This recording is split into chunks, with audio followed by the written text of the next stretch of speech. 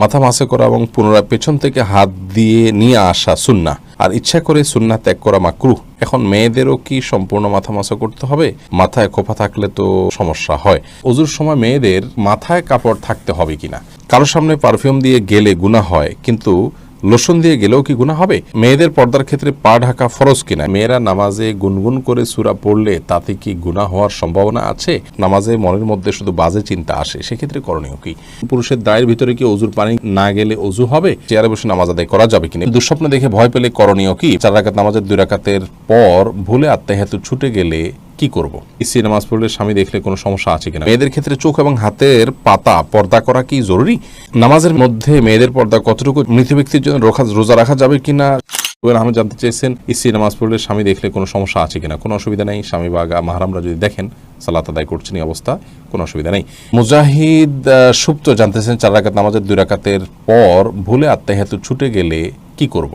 যদি ফরজ নামাজে 2য় রাকাতে বসতে ভুলে যান, দাঁড়িয়ে যান, আপনি আত্তাহিয়াতু পড়তে ভুলে যান বা বসতে ভুলে যান, তাহলে সেক্ষেত্রে আপনি সালাতের শেষে সিজদায়ে সাহু দিলেই সালাত হয়ে যাবে। মাহফুজা ইসলাম আপনি জানতে চেয়েছেন কারোর সামনে পারফিউম দিয়ে গেলে গুনাহ হয়, কিন্তু লোশন দিয়ে গেলেও কি গুনাহ হবে? খুবই গুরুত্বপূর্ণ প্রশ্ন বোন। পারফিউম হোক আর লোশন হোক, সুগন্ধি জাতীয় কোনো কিছু দিয়ে পরপুরুষের সামনে গেলে বা বাহিরে গেলে, এবং সেটি যদি অন্যের দৃষ্টি আকর্ষণ করে বা অন্যকে আপনার দিকে আকৃষ্ট করে, তাহলে সেক্ষেত্রে এটি গুনাহের কারণ হবে, হোক সেটা পারফিউম, হোক সেটা লোশন বা অন্য কোনো কিছু। মেয়েদের পর্দার ক্ষেত্রে পা ঢাকা ফরজ কিনা একবার জানতে চেয়েছেন। পায়ের পাতাকে মুতাকাদ্দিম উলামা ইকরাম এটাকে পর্দার অন্তর্ভুক্ত বলেননি, যার কারণে পায়ের পাতা না ঢাকলে অসুবিধা নেই, কিন্তু পায়ের পাতা ঢাকাটা হলো এই যুগে নিরাপদ। ফিতনা সংকুল সময়, চতুর্দিকে ফিতনার ঘনঘটা চলছে, এরকম একটা পরিস্থিতিতে যথাসম্ভব নিজেদেরকে পর্দার মধ্যে রাখার চেষ্টা করা উচিত। এরপরে এমডি মারুফুল হক জানতে চেয়েছেন চেয়ারে বসে নামাজ আদায় করা যাবে কিনা? বিষয়ে আমরা বারবার বলেছি চেয়ারে বসে সালাত আদায় করা যাবে ওই ব্যক্তির জন্য যিনি রুকু বা সিজদা করতে অক্ষম এবং তার কোমরের ব্যথা হয়, ব্যাক পেইন হয়, সেই জন্য তিনি এটি করতে পারেন না। এরকম যদি হয় তাহলে সেক্ষেত্রে আপনার চেয়ারে বসে সালাত আদায় করা যাবে, কিন্তু তিনি যদি দাঁড়াতে পারেন তাহলে সেক্ষেত্রে দাঁড়িয়ে তাকে সালাত শুরু করতে হবে। রুকু এবং সিজদা করতে অক্ষম হলে সেক্ষেত্রে রুকু সিজদায় গিয়ে তিনি শুধুমাত্র আপনার ইয়েটা করবেন, রুকু সিজদায় গিয়ে তারপরে তিনি শুধুমাত্র আপনার রুকু সিজদা যাওয়ার সময় তিনি চেয়ারে বসে রুকু সিজদা করতে পারবেন। রানু ইসলাম জানতে চেয়েছেন পুরুষের দায়ের ভিতরে কি ওযুর পানি না গেলে ওযু হবে? দাড়ি দেখতে হবে ঘন নাকি পাতলা। যদি পাতলা হয় তাহলে সেক্ষেত্রে তার গোড়া পর্যন্ত পানি পৌঁছাতে হবে, যদি ঘন হয় তাহলে সেক্ষেত্রে আপনার বাহ্যিক অংশে বা যতটুকু সম্ভব ততটুকু পানি পৌঁছানো চলবে। মোবাইলে কোরআনে অ্যাপ থাকলে ওযু ছাড়া মোবাইল ধরলে কি গুনাহ হবে? নূর NR লুবনা এই আইডি থেকে আপনি জানতে চেয়েছেন। জি, আপনার প্রশ্ন উত্তর হলো যে মোবাইল অ্যাপসে কোরআন থাকলে ওযু ছাড়া সেটি স্পর্শ করা যাবে, কারণ এটি সরাসরি কোরআন স্পর্শ করা হয় না এর মাধ্যমে।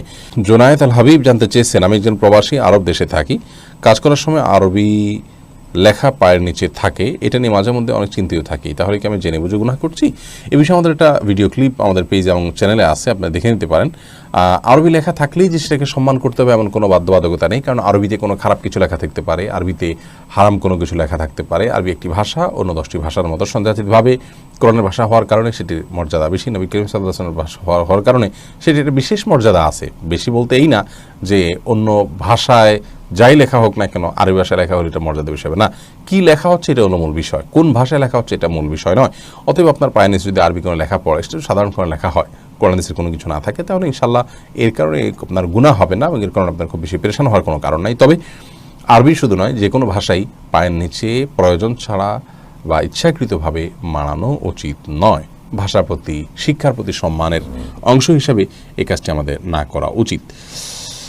তবে যদি সাধারণ লেখা পায়ের নিচে পড়ে আরবি হয় তো এর কারণে কোনো গুনাহ হবে না ইনশাআল্লাহ। এরপরে আসাদুল্লাহ জানতেছেন টিকটিকি মারলে সওয়াব হবে, এটা কতটুকু সত্যি? জি, এটি বিভিন্ন হাদিস থেকে প্রমাণিত হয়, তবে আমাদের সমাজে টিকটিকি আছে, এই টিকটিকি কিনা সেটা নিয়ে অবশ্য আলোচনা আছে। এরপরে মৃত ব্যক্তির জন্য রোজা রাখা যাবে কিনা শিহাব রহমান জানতে চেয়েছেন। এই বিষয়টি মুখতালাফি বা মতবিরোধপূর্ণ, অনেক ওলামা ইকরাম এটিকে অনুমোদন করেছেন, অনেকে নিষেধ করেছেন। এই বিষয়ে আমাদের একটা ভিডিও আছে বিস্তারিত, মৃত ব্যক্তির জন্য করণীয়, সেটি দেখে নেবেন ইনশাআল্লাহ বিদিল্লাহ। নামাজের মধ্যে মেয়েদের পর্দা কতটুকু জানতে চেয়েছেন আব্দুস শকুর। নামাজের মধ্যে মেয়েরা পরিপূর্ণ শরীর ঢেকে রাখবেন। আলমার আত আওরাতুন, নবী সাল্লাল্লাহু আলাইহি ওয়াসাল্লাম বলেছেন নারীরা পরিপূর্ণই সতর এবং তাদের পুরো শরীরই সতরের অন্তর্ভুক্ত, সেজন্য যথাসম্ভব পুরো শরীরকে ঢেকে রাখার চেষ্টা করতে হবে। মোহাম্মদ মারুফুল হক, আপনি জানতে চেয়েছেন মেয়েদের ক্ষেত্রে চোখ এবং হাতের পাতা পর্দা করা কি জরুরি? আপনি সাধারণ অবস্থার কথা যদি বলেন তাহলে সেক্ষেত্রে আমরা বলবো এটি আবশ্যক নয়, জরুরি নয়। হাতের পাতা এবং পায়ের পাতা ঢাকা এটি হলো মূল ফতোয়া, কিন্তু মুতাআখিরুন উলামা ইকরাম বলেছেন এবং বর্তমান যুগে উলামা ইকরাম সারা বিশ্বে বলে থাকেন যে যেহেতু ফিতনা সংকটের একটি সময় চলছে, মেয়েদের হাতের পাতা কিংবা পায়ের পাতা দেখেও তাদেরকে নিয়ে বাজে চিন্তা করা এটি একটা কমন বিষয়, সাধারণ বিষয়, এমন না যে কদাচিৎ। তো সেজন্য নিজের ব্যক্তিত্ববোধের জায়গা থেকে এগুলোকেও ঢেকে ঢুকে রাখাটাই হলো নিরাপদ। আর সালাতের মধ্যে এগুলো ঢেকে রাখা আবশ্যক নয়, বিশেষ করে হাতের কবজি থেকে নিয়ে উপরের অংশ পাতা যেটাকে বলি আমরা, এটা ঢেকে রাখা সালাতের মধ্যে আবশ্যক নয়। জাকারিয়া আলিফ, আপনি জানতে চেয়েছেন দুঃস্বপ্ন দেখে ভয় পেলে করণীয় কি? ঘুম থেকে ওঠার সঙ্গে সঙ্গে বাম দিকে 3 বার খুব আলতো করে থুতু ফেলে আমানতু বিল্লাহি ওয়া রাসূলিহি পাঠ করবেন। এর পাশাপাশি সম্ভব হলে এক কাত হয়ে শোয়া থাকলে অন্য কাতে শোবেন এবং উঠে সালাত আদায় করবেন যদি সুযোগ থাকে। দুঃস্বপ্ন ইনশাআল্লাহ দূর হবে। সাজেদুল হক রিয়া জানতে চেয়েছেন তাকবীরে তাহরিমা বাঁধার পর নামাজে মনের মধ্যে শুধু বাজে চিন্তা আসে, সেক্ষেত্রে করণীয় কি? দেখুন, তাকবীরে তাহরিমা বাঁধার পর শয়তান তার ডিউটি শুরু করে দেয়, এজন্য আপনার মনের ভিতরে বাজে চিন্তা আসে। অন্য সময় তো বাজে চিন্তা এত বেশি আসে না, এই সময় যত বেশি আসে এটি প্রমাণ বহন করে যে আপনি আল্লাহর নৈকট্য অর্জন করতে যাচ্ছেন এবং আল্লাহর নৈকট্য অর্জন করার কারণে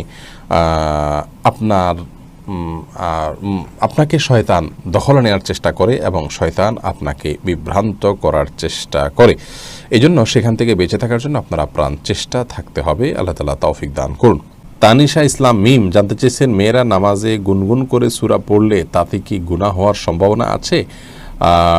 গুনগুন করে যদি সূরা পড়ে তাহলে সেক্ষেত্রে সরাসরি গুনাহ হবে না, বিশেষ করে নিজে নিজে শুনতে পাচ্ছেন, সরাসরি গুনাহই হবে না, বিশেষ করে নিজে শুনতে পাচ্ছেন এরকম যদি হয় নিজের কান পর্যন্ত, তাহলে সেটিতে তিনি করতেই পারেন। মাহিরা জান্নাত আইরা জানতে চেয়েছেন ওযুর সময় মেয়েদের মাথায় কাপড় থাকতে হবে কিনা? ওযুর সময় মাথা কাপড় থাকা কোনো আবশ্যক কোনো কিছু না।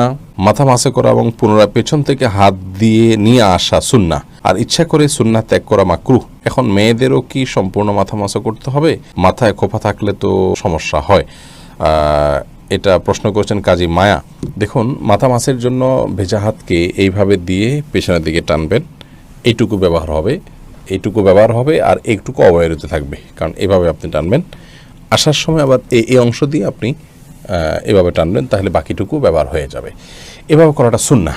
অতএব এটি নারী পুরুষ সকলের জন্যই প্রযোজ্য যে সবাই এভাবে প্রথমে পেছনের দিকে নিয়ে এরপর সামনের দিকে টেনে আপনি মাসাহ করবেন।